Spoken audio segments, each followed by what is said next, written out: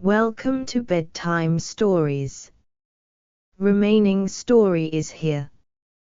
Chapter 5, Jerry the Numbers Guy. Jerry Stone was not what I expected.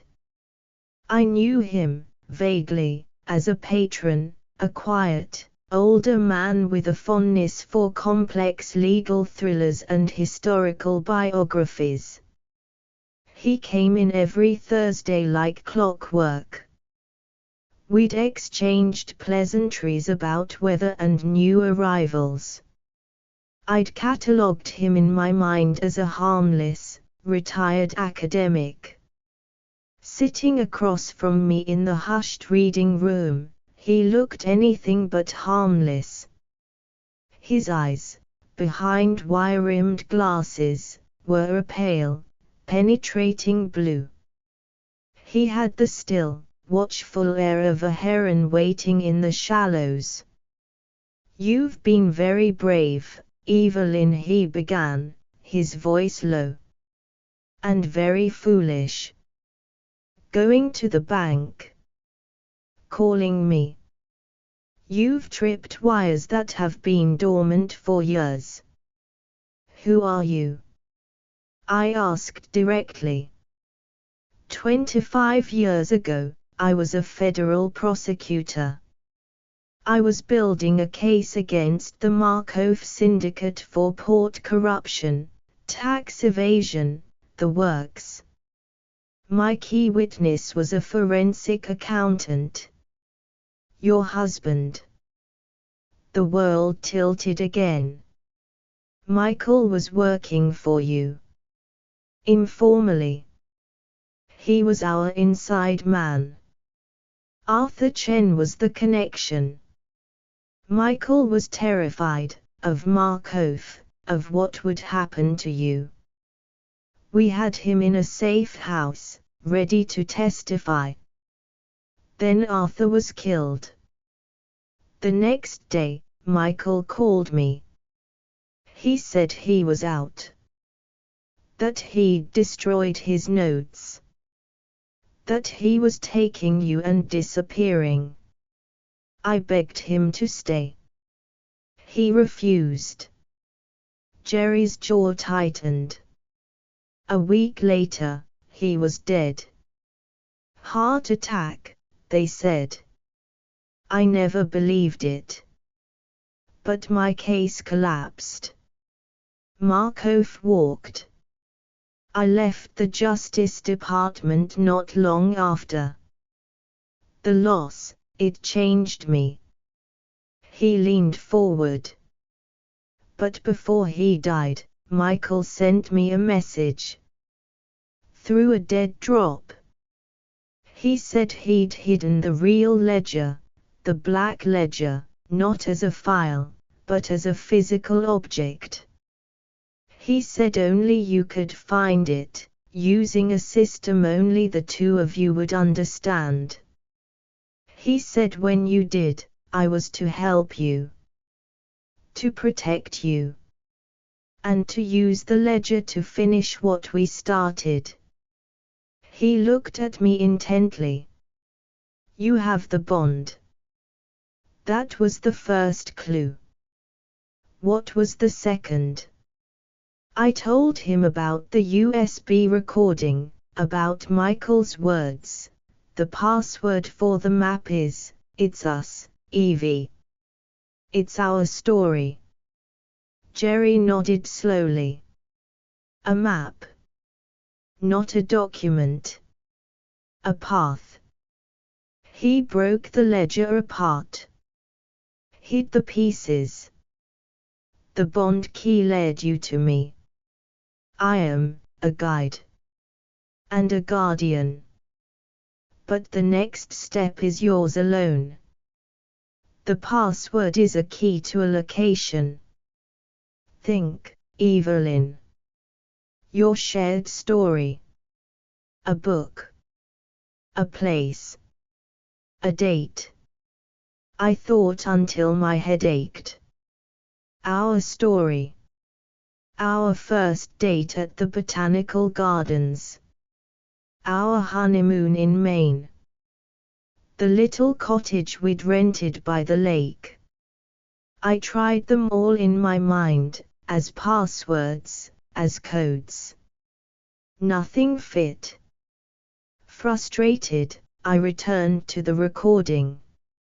I listened again to his final words, "You know my system. You know how I think." Michael's system. He was an engineer, an accountant. He thought in numbers, in patterns, in references. The password wasn't a sentimental phrase. It was a catalog number. And then I saw it. The clue had been on Jerry's business card all along. The scales with a feather. Justice, truth, balance. And the feather was from the once and future king. Our shared book.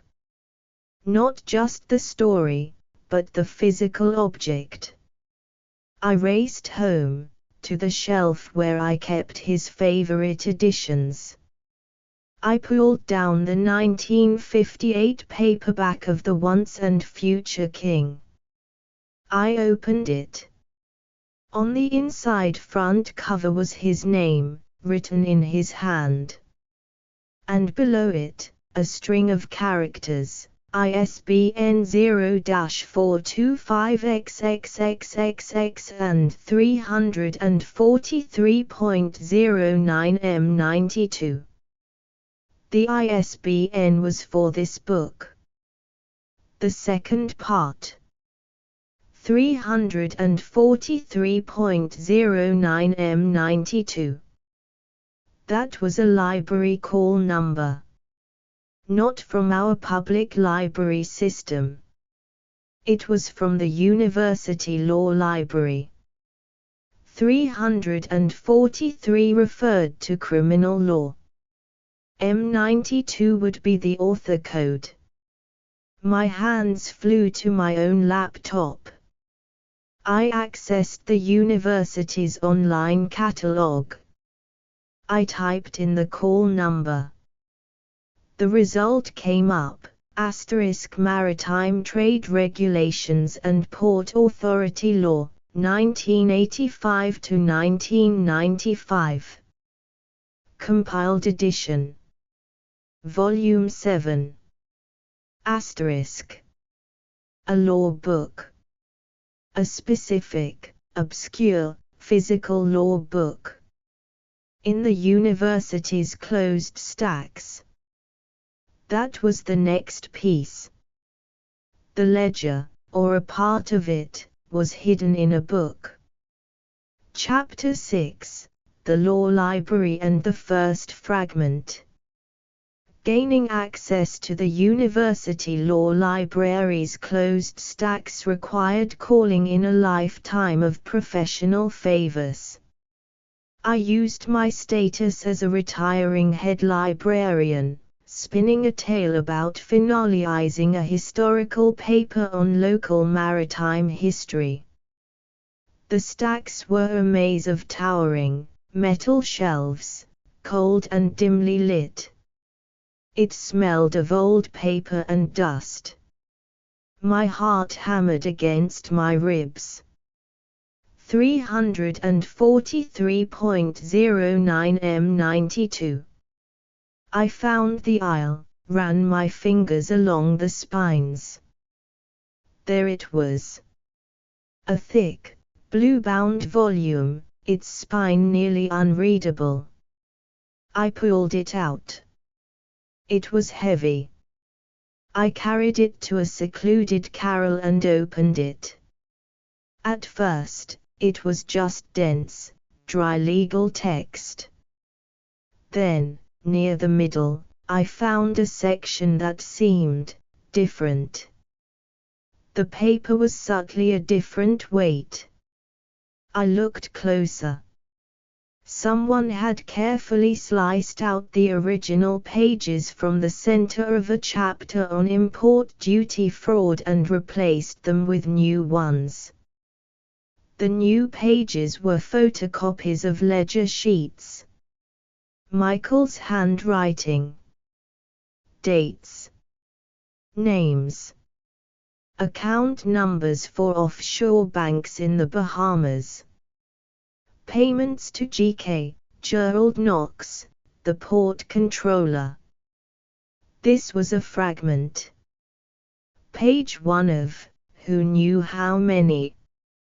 Paper-clipped to the first sheet was another note, in Michael's hand, * well done, my love. The index is digital. The key is the path. 1 of 7. Find the others. The final piece holds the master key. M**. 7 fragments. Hidden in 7 books. This was the system. He had turned the ledger into a scavenger hunt, hiding it in plain sight across different libraries, using the Dewey Decimal or Library of Congress system as his map. The password was the starting call number. Each fragment would lead to the next. But how? I examined the photocopied ledger page. In the margin, next to a large entry for SM, Stefan Markov, was a tiny, almost imperceptible notation, c. 641.59b41. A cookbook call number. It was a trail of breadcrumbs through the world's knowledge. He had hidden a criminal ledger inside a system designed for truth. The irony was sublime. Chapter 7, The Hunt Begins. The next week was a blur of frantic, clandestine research. I told the library I was taking my unused sick days before retirement. I became a ghost in the stacks of various libraries across the city. The cookbook, The Art of French Pastry, in the Culinary Institute's library held the second fragment, detailing money laundering through local restaurants. It contained a reference to 782.1 W45. An opera score in the Music Conservatory. The opera score, Wagner's Ring Cycle excerpts, held the third fragment, about smuggling routes, and pointed to 629.2287, a manual on vintage car repair in the Automotive College archive. Each fragment was a piece of the puzzle, the players, the methods, the bank accounts. And with each discovery, my fear grew in tandem with my determination. I was being so careful. Using different libraries, wearing hats and glasses, paying for photocopies with cash from a petty cash box I'd never used. But I felt watched. A car that seemed to linger too long outside the Automotive College. A man in a trench coat who appeared at the next carol over in the Music Conservatory, though he never looked at a single sheet of music.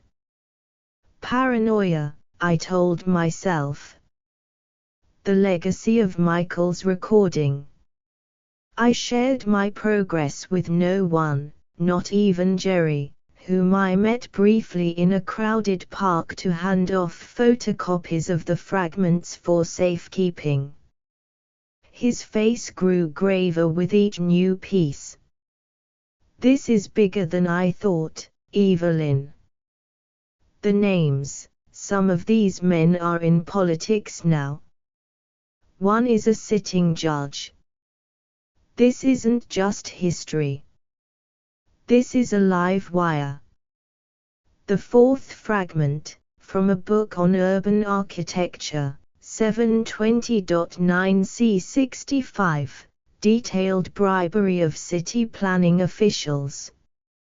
It pointed to the fifth, a book on local flora in the Botanical Gardens Library, 581.63r77.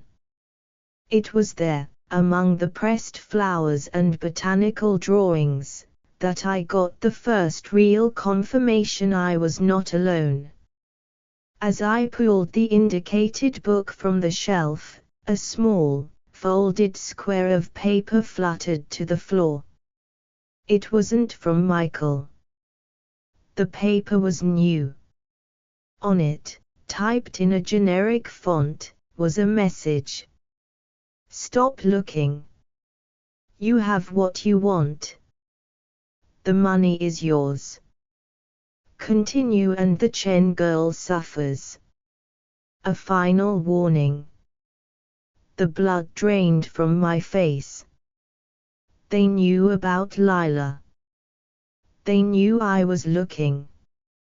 And they knew I had found the bond.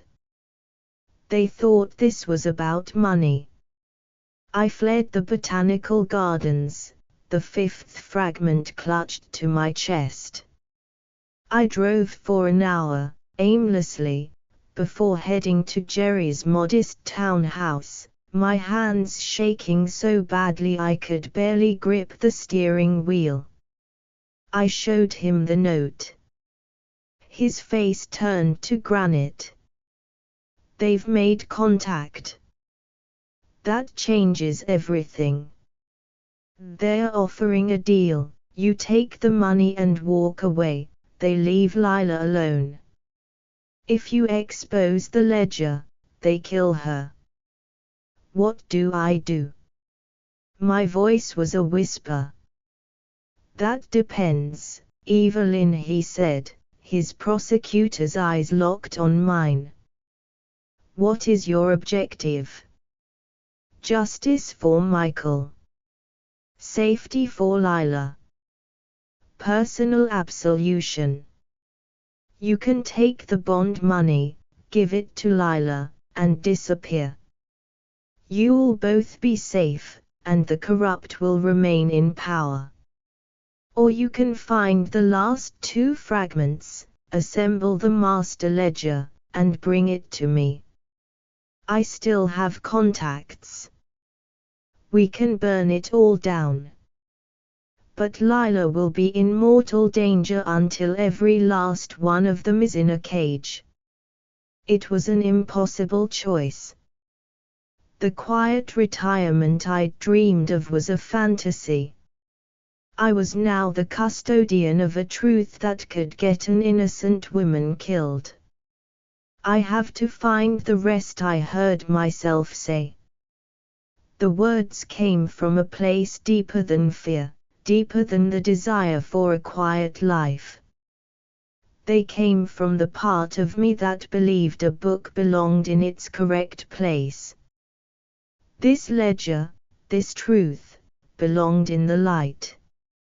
I have to finish Michael's catalogue. Jerry nodded, a flicker of respect in his eyes.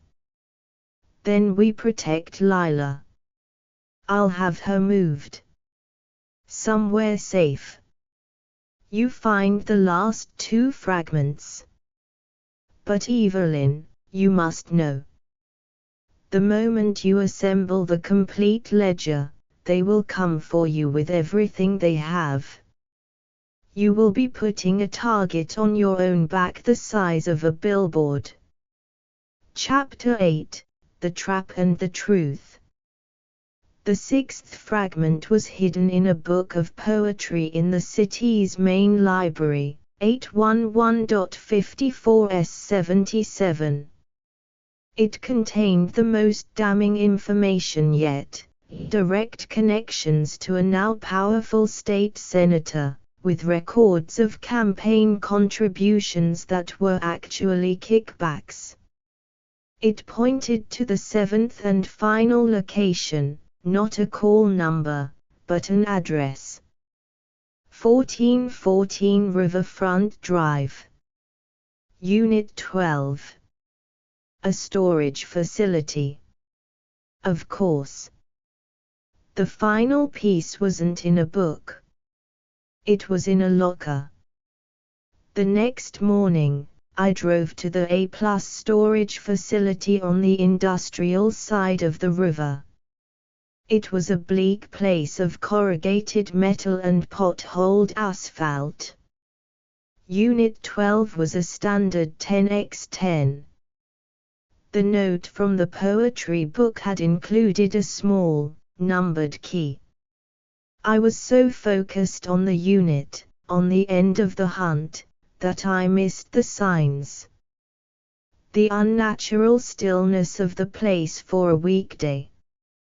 The van with tinted windows parked 2 rows over, its engine off. I inserted the key into the padlock on Unit 12. It clicked open. I took a deep breath and rolled up the heavy door. The unit was not empty. But it didn't contain boxes of files. In the center of the concrete floor sat a single, wooden chair. And in that chair, bound and gagged, her eyes wide with terror, was Lila Chen. Standing behind her, one hand resting casually on her shoulder, was a man I recognized from Jerry's old case files, now aged but still imposing, Stefan the Silo Markov. He wasn't alone. 2 younger, larger men flanked him.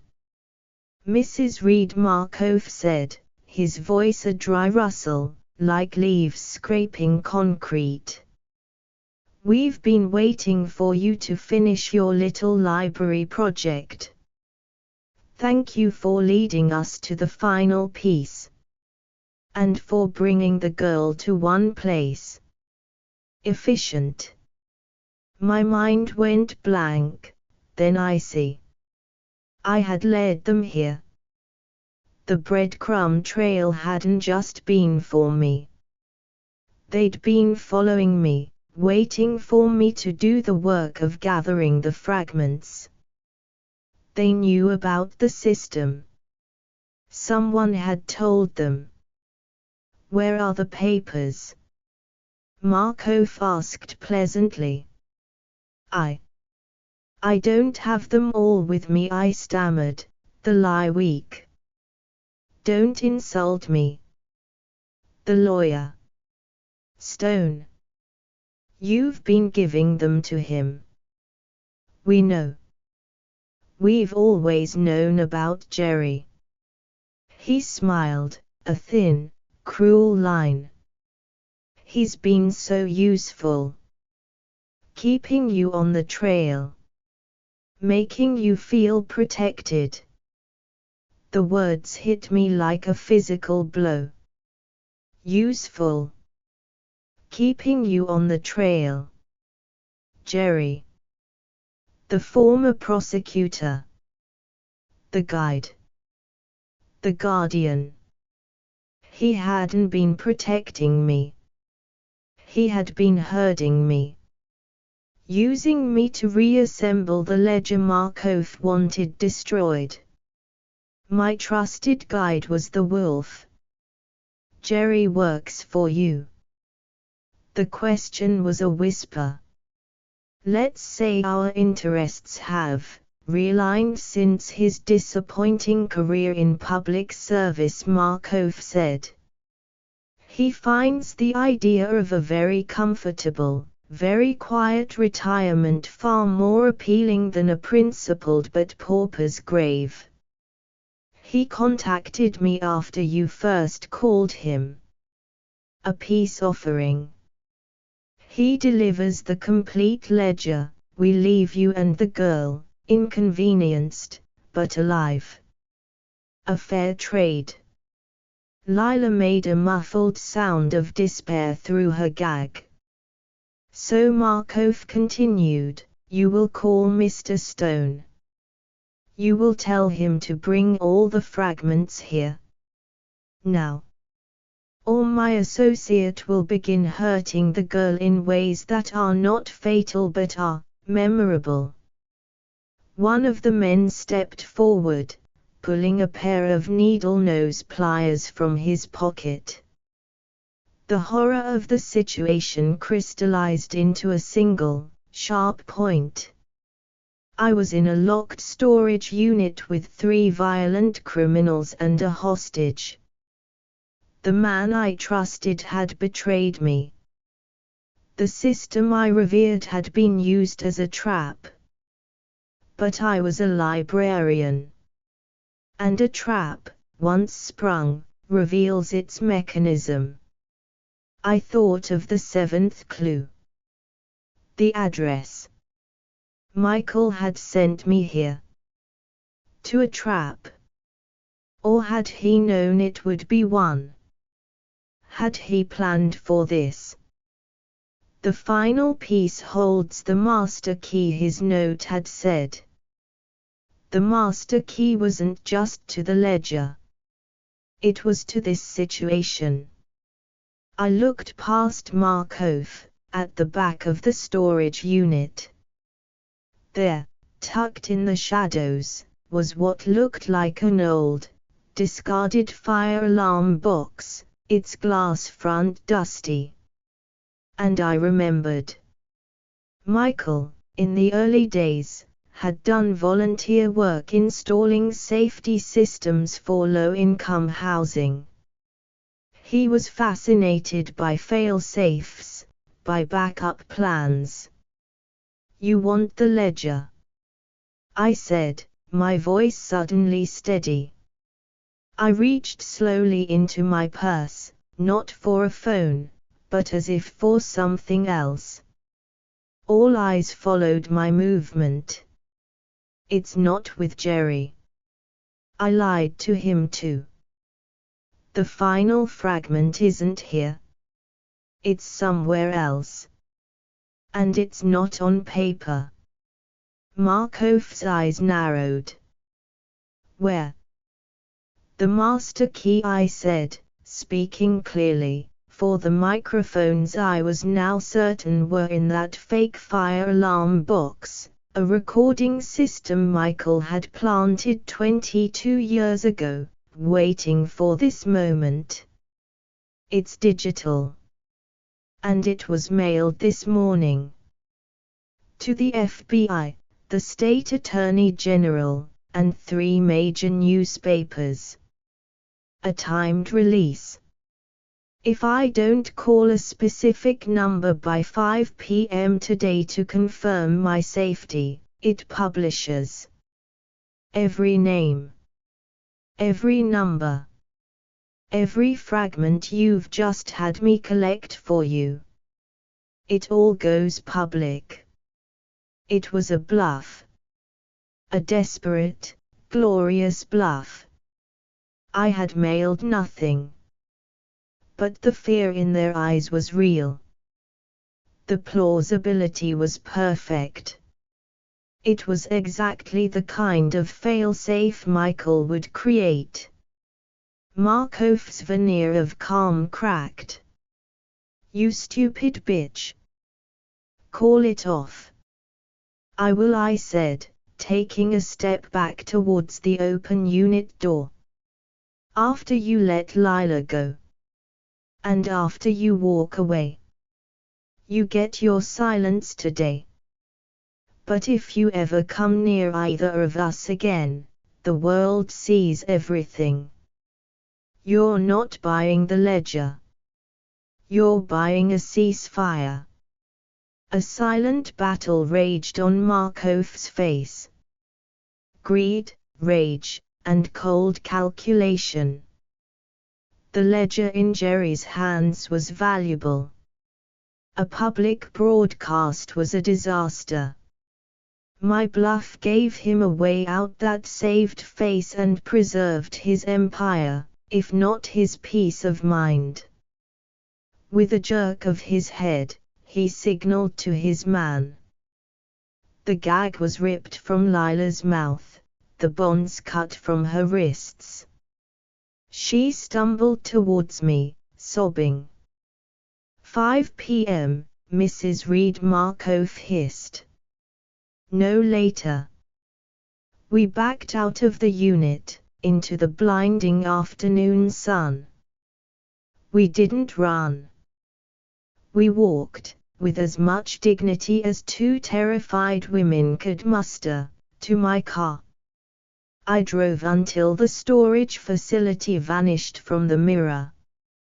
Only then, in a random supermarket parking lot, did we allow ourselves to fall apart, clutching each other, trembling with adrenaline and relief. Chapter 9, The Real Master Key. We didn't have until 5 p.m. We had until Markoff realized my bluff was a bluff and that Jerry didn't have all the fragments either. Lila was hysterical. He knew. Jerry knew they would be there. He set us up. I know, I said, my mind racing faster than it ever had over a misshelved book. But he doesn't have everything. And we have something he doesn't. What? The real master key. Michael said the final piece holds it. We never got the final piece from the storage unit. Because the final piece wasn't a document. I looked at Lila, a wild idea forming. The final piece is you. I drove us, not to a police station, who could we trust, not to my house, too obvious, but to the one place no one would think to look, the library. My library. After hours, I still had the master key. In the absolute silence of the darkened archives, under the single fluorescent light, I faced Lila. Your father's notes said the black ledger was for you. Michael's recording said the bond was for you. You are the constant. Now comment below you like or not.